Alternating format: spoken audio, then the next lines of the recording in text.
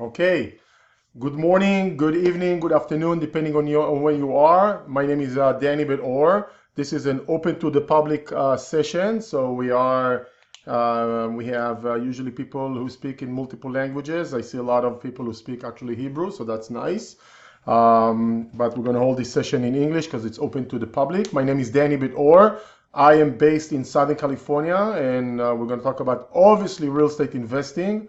No doubt about that. We do this session every Friday, 11 a.m. Pacific time. The purpose for this session is primarily to have your questions come in before or during. So feel free to drop in questions as I speak.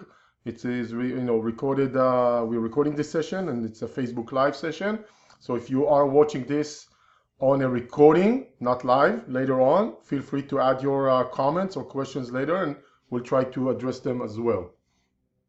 We've been doing it for about 2 months, maybe 3 months by now, and it's probably 3 months.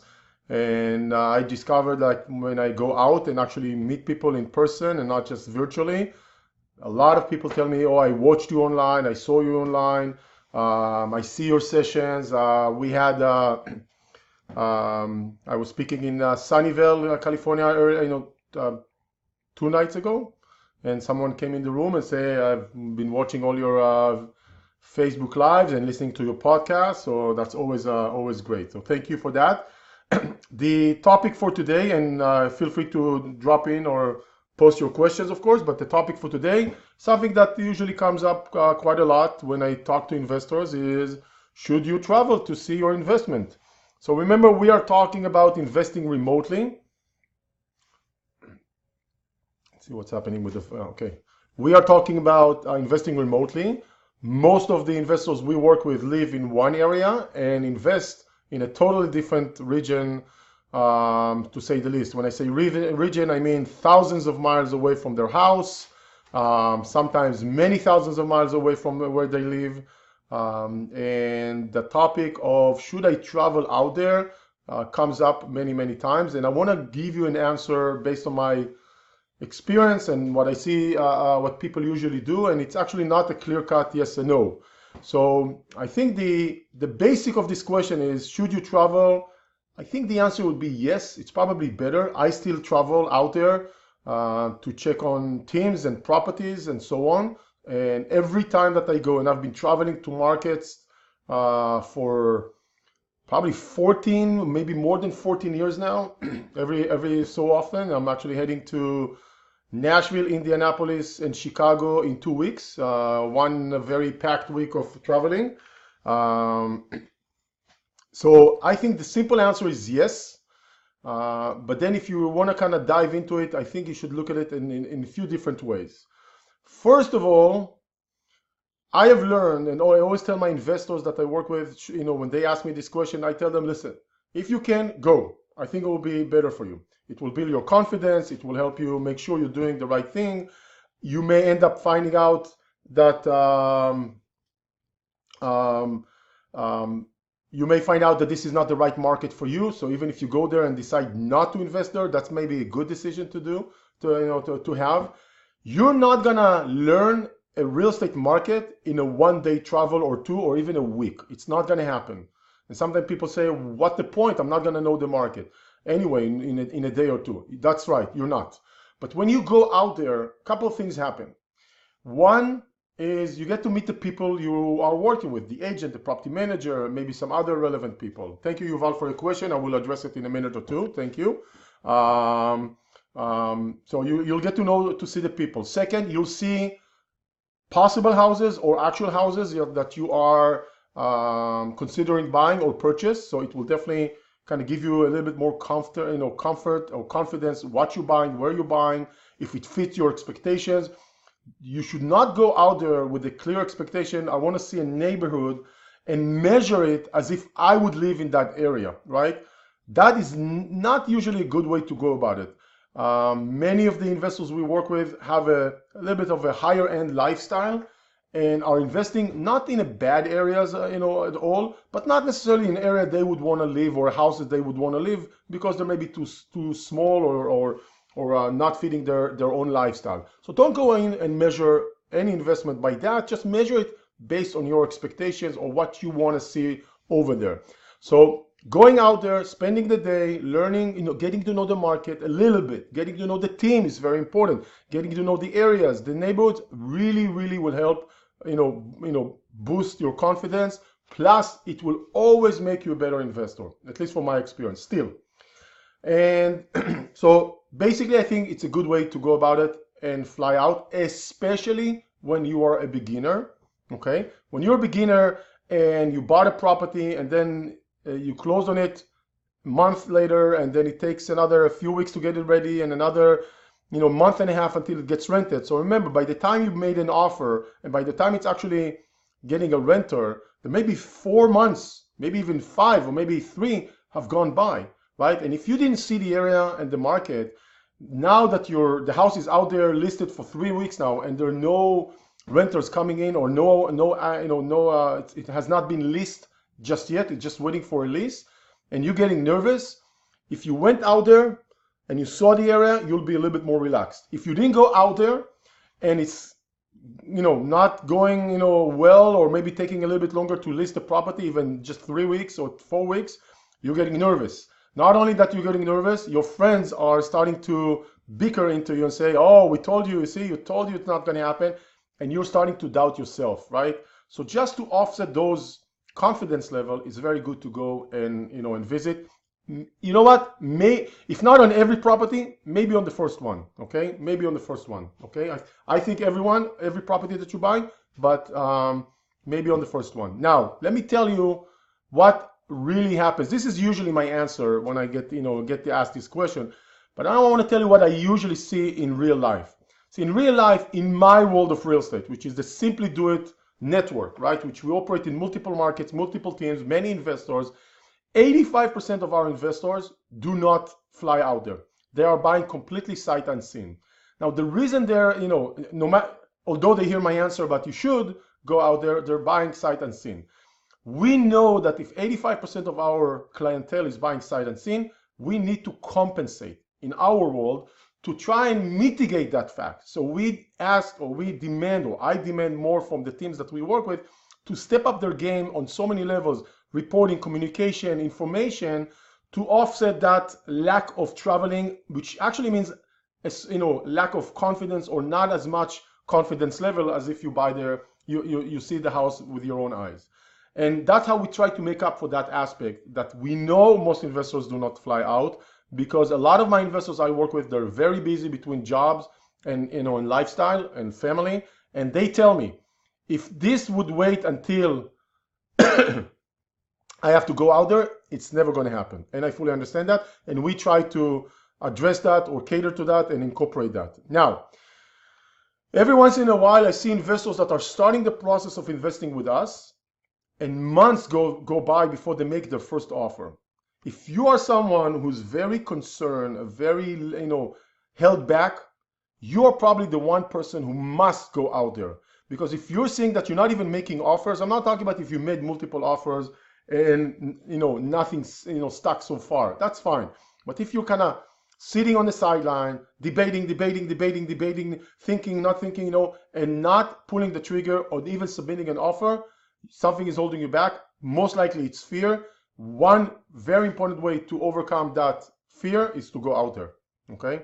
That will not close the gap of fear. It will not completely shut it down, but it will help minimize that gap. It will make you a little bit more confident about buying in that area with those people, and will help you make the next next step. So if you're kind of concerned about this and held back, you're probably the one person who wants to definitely consider going out there.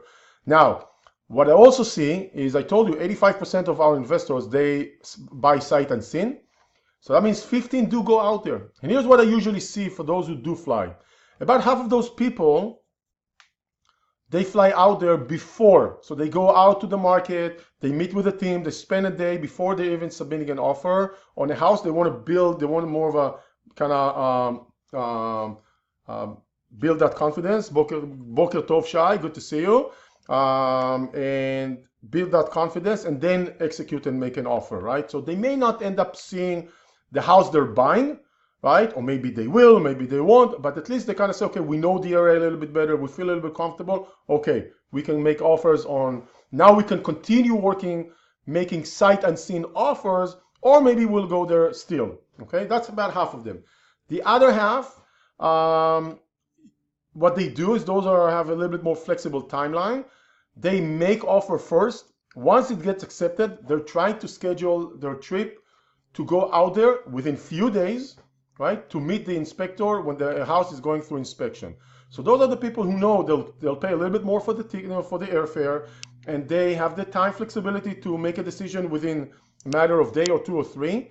And that means if we made an offer yesterday, Thursday, got accepted today, Friday, and the inspection is on Tuesday or Wednesday, they're going to schedule a flight to come out there and be there Tuesday or Wednesday on a short notice, and that's how they go about it. I do have a small group of investors that are traveling anyway, so they are always kind of, when they're in the area, so to speak, you know, they may stop by a house or schedule their trip in a way that they can go and visit that area or that market, even if it's not exactly on their journey. They'll make that detour, you know, flying detour, or just you know, even a car ride detour, in order to accommodate that visit to the property.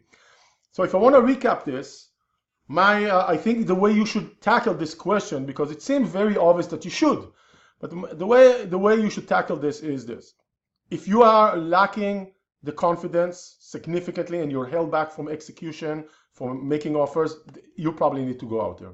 If you're not in that position, I think that working with, you know, someone like ourselves that have all the support and infrastructure involved will help you, you know, overcome that, you know, sight unseen type of a gap, because we try to compensate for that, because we know that's what happens, right? You can go out there before you even make any offers, just to get a feel of the market and the area and the teams, and then make a decision if you want to actually invest there. Or you can actually say, make an offer first and accommodate a trip over to your specific house that's under contract to meet the inspector and do the inspection while you already have that house. So that's very productive, obviously. However, it's always on a short notice, within 3, 4, maybe 5 days. You have to buy the ticket and go out there, and not everybody can accommodate a trip like that. So that's my take on that type of a question, which seems, you know, very simple question when you think about it, but actually a little bit more detailed when you know how people behave and what you can do, and everybody is a little bit different. I'll just say, every time I fly, and I've been doing flying out there to visit markets and teams for years, I always learn. It always gives me focus on that area and not distracted with other things around. There are things you're feeding visually that you cannot feed over a conversation. You know, you drive through a new area of town, and you see the infrastructure that is coming. You're seeing the new schools, all of those things that are changing around. You know, you can't really get to see them when you're not there. So that's something that also helps with the fact that you're flying out there to see the market. With that said, I see that we have a few questions already coming in, so let's start tackling them. If you have more questions, please post them. Question number 1: what do you think about traveling to see a property that was bought as part of a partnership syndication? I think it couldn't hurt. I mean, you see, even when you're doing as a syndication, when things do not go according to the plan, you are a little bit more informed and knowledgeable about this deal and understand what's going on if things don't go according to the plan, right? And that makes you nervous. So that means many times in real estate, things don't go according to the plan. Doesn't mean it's a catastrophe, but when you go out there and you see what's going on and you feed that confidence, you'll be a little bit more not stressed about this deal. And even if things are going according to the plan, it's good, good practice anyway. By the way, I didn't mention it. When you're flying out, it's a fully deductible trip, so you can deduct it from your as an expense. So it's not something that it's even going to cost you directly out of pocket. So it's a deductible trip, something to know. Next question, Yuval, you're awesome that you're asking all those questions. How do you know if a market is for you or not? Isn't it just a question of cash flow and appreciation? There is no formula what's the right or wrong market. It's all about what is right and wrong for you. So, for example, I had a meeting earlier today with someone, who's at this age point. He wants to shift more focus to cash flow because he has some life goals that he wants to accomplish. That means we need to focus with him on building his portfolio or repositioning his portfolio to things that are more cash flow oriented versus someone, say, that doesn't really need the cash flow. Not that we don't want the cash flow, but the cash flow is not the focus, but maybe the appreciation is a little bit his focus. So see, it's more about who you are as an investor. There's no doubt. I don't need to know you to know that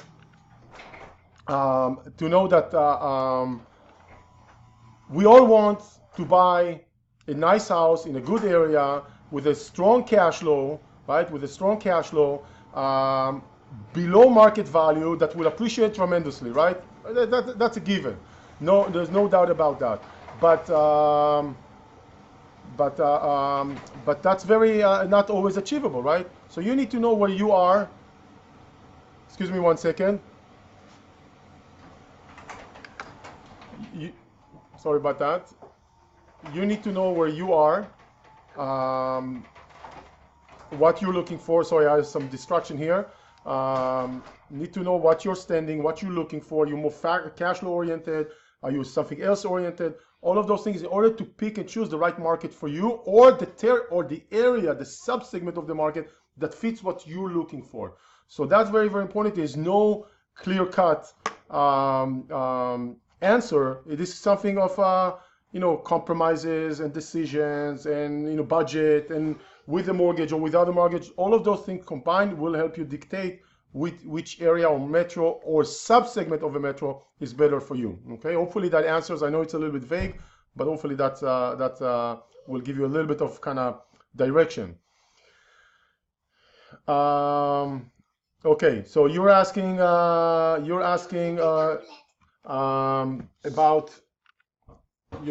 about when to go before closing, before inspection, after you buy the property. I think I covered that after you ask it anyway. So if you feel that it's still not covered, let me know. I think we touched on that.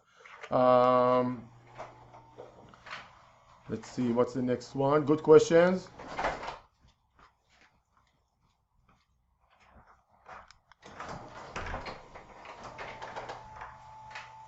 If you visit somewhere and you decide it is not for you, wouldn't that be a waste of money for a trip? By the way, in my opinion, it would not be a waste of money, right? Think about this way. When you buy a property and you do an inspection, and it comes out from the inspection report, the house is really bad shape, right? And you're saying, oh, $450 wasted. Is it really wasted? Isn't it just saving you? It's a blessing in disguise. That's my opinion. So I think that if you're going out there and saying, you know what, this is not for me, you actually made a good service to yourself and not wasted. I don't see it as a waste. I see it as an investment. Okay. And remember, it's deductible, so it's not even a full waste. So that's just my take on this. Cash flow and appreciation is something you know before the visit. You mentioned that you need to visit to see if it is still good for you. What does that mean in that sense? It means that, for me, do I really see any bad signs, red flags in the marketplace when I'm there, right? Something that is of a concern to me for one reason or another, either within the metro or within the areas or within the people, right, that I'm working with. So for me, traveling out there is to feed my confidence. Now, I have been in several months ago, I can't remember, maybe a year ago, less than a year ago, I visited Indianapolis, right? And I met with quite a few people, right? It does feel like a private lesson, I agree. But that's okay. I like your questions, a good question. So thank you for submitting them. And I went to Indianapolis and I met with multiple, maybe three or four agents and 2 or 3 property management companies, right? I can't remember exactly. And I could tell very quickly, see, some guy comes, here's an agent. The way he presents himself is very lacking. His car is a huge mess. I can't really, with excuses. All right, that's not, good enough for a visit. The way the information is flowing sounds like he's trying to tell me only the things I want to hear and not what really, and contradicts himself. Those things are sometimes hard to pick on, with the body language over the phone or Skype, right? So it was a red flag. Same thing with the property management company. So you get a sense of those people. Some of the houses he took me to, I didn't really like those houses, right? I told him what I'm looking for and he took me to something a little bit different. And then his answers were very vague, or not vague, but incomplete. And you're like, this is the person I want to work with? Absolutely not. I mean, he's given me on so many levels, bad vibe, bad answers, poorly, so there's a big gap between what my expectation, what this guy is delivering, right? So right there, it's something that I could probably pick on that. From my experience, I would have picked on that very quickly by not going there. But just going there makes it a little bit more detailed and intimate, and all those things are just more amplified. So by all means, I think that when you go out there, you don't have to go out there and say, okay, I'm going to look for the red flags. I'm going out there to see that the red flags are not there, to make sure on the people level, on the market level, on the areas. Plus, I get to learn a little bit more about the area itself, closely. I'm more focused. So I think it's a good experience altogether. I've never went on a trip and came back and said, oh, this was a waste of time. On the contrary, always I tell myself, I wish I could go even more frequently and visit those areas. Okay, Yuval, it feels like this is a private lesson. That's okay. And I see that others do not have questions, so I'm glad you're putting them.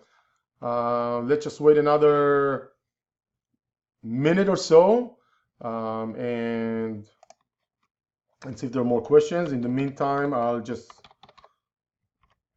going to share with you my ebook, which is free. You can download it if you want, and maybe have a little bit of a good read on real estate investing and in general. And I see some familiar names, so it's always a pleasure to see some familiar names. Oh, quite a few, even family. Yeah, that's nice. Hi Tal, hi Mickey, good to see you guys. Excellent. Okay. So with that said, I see that there are no more questions coming in. I think I'm meeting the timeline I've allowed myself. So thank you, Yuval, for your questions. Thank you, everyone, for taking the time. Let us know if you want to kind of move forward with investing or have something a little bit more specific. We're here to help others to invest in residential rentals and flip in multiple areas around the country, out of state or out of remotely. With that said, I'm gonna just wish everyone a terrific weekend, and I hope to hear and talk to you soon. And or if not before, then next session should be Friday, a week from today. Have a terrific weekend, everyone. Thank you. Bye bye.